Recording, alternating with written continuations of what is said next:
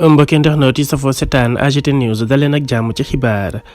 Maimouna Bousso nekkoon invité bu Papa Ngagne Ndiaye ca Faram Facce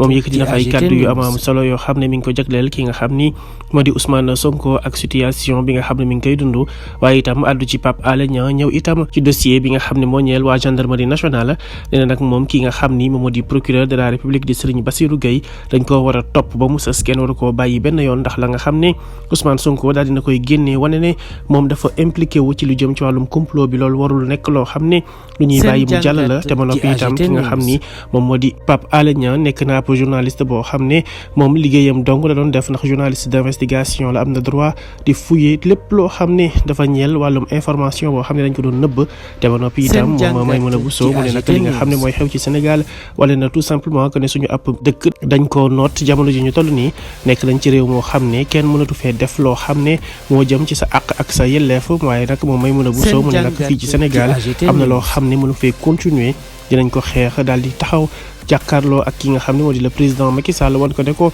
lépp luy ay institution dañ ko war a honorer dañ ko war a respecter moom Maimouna Bousso dikkaat sax ci li nga xam ne moo ñeel Adji Sarr ak lu jëm ci wàllum procès nee na nag loolee sax waruñu cee sax wax ndax li nga xam ne moom moo jëm ci wàllum lañ accusé kii di Ousmane Sonko di wàllum viol dafa leer nañ viol lañ ko accusé te viol bi dafa am lu koy attesté loolee du lenn lu dul certificat médical bi nga xam ne docteur Alfouseyni Gaye daal dina koy defal te boobu de certificat médical dafa setal wecc ki nga xam ne moom moo di Ousmane Sonko kon nag y avait pas lieu à ce que ñu nekk fii di débattre soxlawul guddal soxlawul gàttal li fi am ba des mooy kii di Ousmane Sonko dañ ko war a bàyyi mu def ay soxlaam nam ko waree nekk ci ab liggéeyam ndax atum 2024 lay waajal moom Maimouna Bousso nag mu ne ki nga xam ne moom moo di Serigne Bassirou Gueye am na loo xam ne nag buñ ko bàyyee mu jàll dina nekk lu yomb trop ci réew mi waaye moom itam war nañ koo convoquer mu rendre compte tous les Sénégalais ci accusation yi nga xam ne boobu lépp rapport bu gendarmerie daf koo teg ci ab deram lu ci mënti am Maimouna Bousso mi ngi xam la ne li xew ci réew mi dafa nekk ab forfaiture nekk itam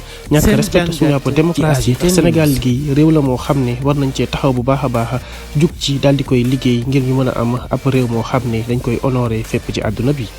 mbokki internautes yi safoo setaan AGT News abonné leen suñu chaîne saa su ne ngeen di am ay xibaar yu wér te wóor